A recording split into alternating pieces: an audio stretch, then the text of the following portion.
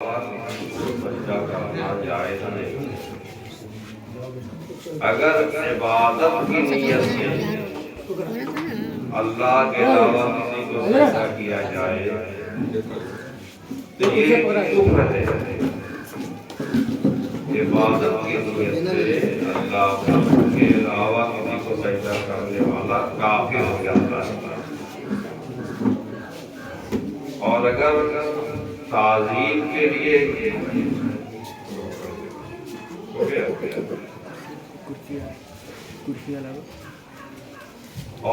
تعظیم کے لیے عبادت کے لیے نہیں، تعظیم کے لیے اللہ کے علاوہ کسی کو سجدہ کیا جائے یہ حرام ہے، ناجائز ہے، سجدہ کرنے والا گنہگار ہوگا۔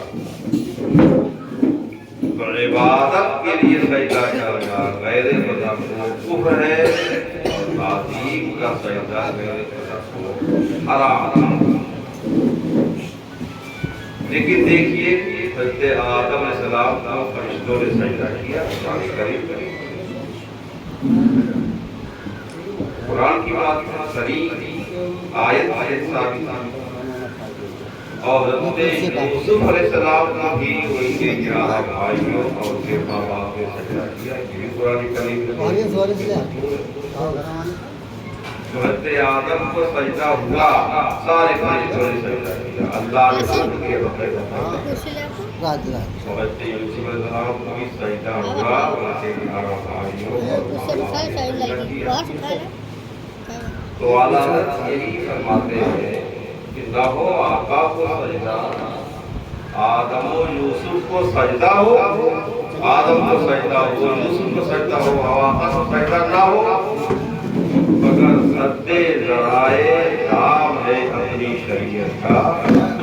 اپنی شریعت کا طریقہ یہ ہے کہ کوئی برائی پیدا ہونے والی ہو تو اس کا راستہ ہی بند کر دیا جائے، جڑ ہی بند کر دی جائے تاکہ کوئی برائی پیدا نہ ہو۔ کیونکہ اگر کسی کو آدمی سجدہ کرے تعظیم کے لیے ہی تو ہو سکتا ہے سجدہ کرتے کرتے جس کو سجدہ کرے اس کو اللہ کا بندہ سمجھنے کے بجائے اللہ کا بیٹا سمجھنے لگے، اللہ سمجھنے لگے۔ مگر سد ذرائع داغ ہے اپنی شریعت کا، اسی لیے آقا کو سجدہ نہیں ہوتا۔ ورنہ آدم کو سجدہ ہو، یوسف کو سجدہ ہو، آقا کو سجدہ نہ ہو۔ آقا تو یوسف کی بھی امام ہے اور حضرت آدم کی بھی امام ہے، لیکن سجدے کی طرف ہوتی جو عاشق ہوتا ہے نا وہ چاہتا ہے اپنے محبوب کو سجدہ کرنا۔ جب یہ طرف اور بڑھی، محبت اور بڑھی، مدینہ منورہ میں عدالت کی حاضری، اب وہاں دل کی بات سبا کی طرح سے آتی ہے کہ پیش نظر یہ نوبہار سجدے قرآن ہے بیمار، یہ نوبہار سجدے کو دل ہے بے قرار، روکیے سر کو روکیے، ہاں یہی امتحان ہے۔ محبت میں جو کام کیا جاتا ہے اگر شریعت کے دائرے کے اندر کیا جائے گا، شریعت کی حد کے اندر کیا جائے گا تو مقبول ہوگا اللہ کی بارگاہ میں، اور محبت میں جو کام کیا جائے گا شریعت کی حد سے باہر ہو کر کے وہ کام رد کر دیا جائے گا، بیکار مار دیا جائے گا۔ تو یہ محبوب ہے، طبیعت چاہتی ہے سجدہ کرنا، لیکن انہوں نے ہی منع کیا ہے کہ اللہ کے علاوہ کسی اور کو سجدہ کرنا چاہتے۔ تو پیش نظر یہ نوبہار سجدے کو دل ہے بے قرار، روکیے سر کو روکیے، ہاں یہی امتحان ہے۔ اور جب محبت اور بڑھتی ہے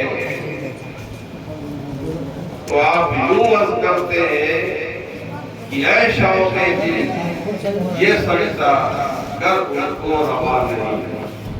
یہ سجدہ سر زمین پہ رکھنا، پیشانی زمین پہ رکھنا، یہ سجدہ اللہ کے حبیب کو جائز نہیں ہے، لیکن طبیعت بے چین ہے، بیدار ہے سجدہ کرنے کے لیے۔ تو اے شوق کے دل یہ سجدہ گر ان کو روا نہیں، اچھا وہ سجدہ کیجئے کہ سر کو خبر نہ ہو، سر نہ جھکے، پیشانی نہ جھکے، دل جھکا دو ان کی بارگاہ میں، سجدہ بھی ہو جائے گا، سر کو خبر بھی نہیں ہوگی، کوئی فرما بھی نہیں لگے گا۔ اے شوق دل، یہ سجدہ اگر ان کو روا نہیں، اچھا وہ سجدہ کیجئے کہ سر کو خبر ہو۔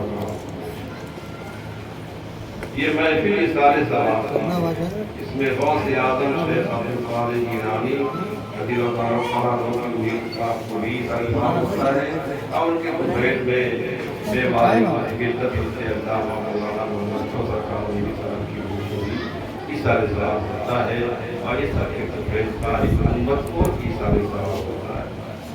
اور حضرت حسینی صاحب کے وفات کا وقت جو ہے 12:55 پر ہے، تو کل جو ہے 12:55 پہ ہوتا ہے، اور 12:51 ہو گئے۔ اثار ثواب کی محفل ہے، میں اثار ثواب پر آپ کو ایک حدیث سناتا ہوں۔ ابو داؤد شریف میں حدیث ہے، اور مشکات شریف میں بھی حدیث ہے۔ زید بن درہم تابعی رحمۃ اللہ علیہ روایت کرتے ہیں، وہ بصرہ کے رہنے والے ہیں۔ وہ کہتے ہیں کہ ہم لوگ حج کرنے کے لیے مکہ گئے، بصرہ سے بہت سے لوگ حج کرنے کے لیے مکہ گئے، اور وہاں ایک صاحب سے ملاقات کی۔ حدیث میں اس کا نام نہیں بتایا ہے، لیکن شارحین نے بتایا ہے کہ اس سے ابو ہریرہ رضی اللہ تعالیٰ عنہ کے صحابی ہیں۔ ابو ہریرہ رضی اللہ عنہ کو معلوم ہوا کہ یہ لوگ بصرہ سے حج کرنے آئے ہیں، تو ابو ہریرہ نے لوگوں سے فرمایا ہمارے قریب میں کوئی بستی ہے جس کا نام نابلہ ہے، بصرہ سے قریب میں کوئی ایسی بستی ہے، گاؤں ہے جس کا نام گاؤں ہے۔ فرمایا عبداللہ گاؤں میں ایک مسجد ہے، مسجد کا نام ہے مسجد اشعار، تو آپ لوگوں میں سے کون اس کا ضامن بنتا ہے کہ مسجد اشعار میں 2-4 رکعت نماز پڑھ کر کے اللہ سے یوں کر رہے کہ حاضری نے ابی ہریرہ، اے اللہ اس کا ثواب ابو ہریرہ کو دے دو۔ فرمانا چاہتے ہیں کہ میری خواہش ہے کہ میں مسجد اشعار میں جا کر کے 2-4 رکعت نماز پڑھوں، لیکن میں بصرہ پڑھ نہیں سکتا، عبداللہ پڑھ نہیں سکتا، دونوں نماز نہیں پڑھ سکتا۔ تو تم لوگ جاؤ گے واپس، تو تم لوگوں میں سے کوئی یہ ذمہ داری میری طرف سے لے لے کہ اس مسجد اشعار میں 2-4 رکعت نماز پڑھ کے کہہ دے حاضری لأمت ابی ہریرہ کہ یہ نماز ابو ہریرہ کے لیے ہے، یعنی اس کا ثواب ابو ہریرہ کو پہنچے۔ پھر فرمایا اس مسجد کے بارے میں خصوصیت کیوں ہے، کیوں ان کی تمنا تھی نماز پڑھنے کی؟ فرمایا کہ قیامت کے قریب جہاد ہوگا، امام مہدی کے زمانے میں جہاد ہوگا، اور غازی اور مجاہد اسی مسجد میں اکٹھا ہوگا، مسجد اشعار میں، اور وہیں سے وہ غازی نکلیں گے، مجاہدین نکلیں گے۔ اس جہاد میں جتنے شریک ہو جائیں گے، جو شہید ہو جائیں گے، وہ تمام خدا جنگ بدر کے شہیدوں کے برابر قیامت میں کھڑی جائے گی۔ جنگ بدر کے شہداء کا ایک اچھا مقام ہے، بڑے صحابی کے نام کے اور صحابی نہیں ہیں، تو اس جنگ میں جتنے شریک ہوں گے اور شہید ہو جائیں گے، وہ جنگ بدر کے شہیدوں کے برابر کھڑے ہوں گے، کھڑا کیے جائیں گے۔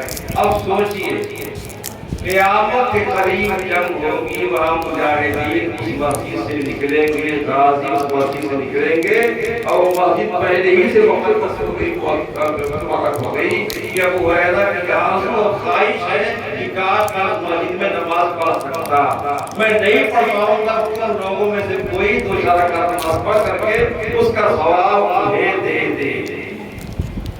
تمہارے مولا کہ اللہ والوں سے جس چیز کو نسبت ہوتی ہے یا نسبت ہونے والی ہوتی ہے، وہ چیز پہلے ہی سے متبرک ہو جاتی ہے اور مقدس ہو جاتی ہے۔ اور اس سے یہ بھی معلوم ہوا کہ نماز پڑھ کر کے اس کا ثواب دوسرے کو دیا جا سکتا ہے، یہی سے اس کلمے کا رد ہو جاتا ہے جو لوگ کہتے ہیں کہ صرف صدقے کا اثار ثواب جائز ہے، نماز روزہ وغیرہ کسی بھی بدنی عبادت کا اثار ثواب جائز نہیں ہے، اس حدیث سے ان کا رد ہوتا ہے۔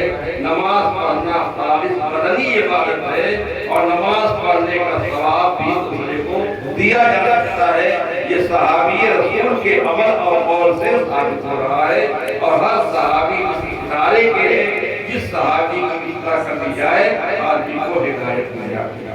وقت ہو گیا، آپ ہو جائے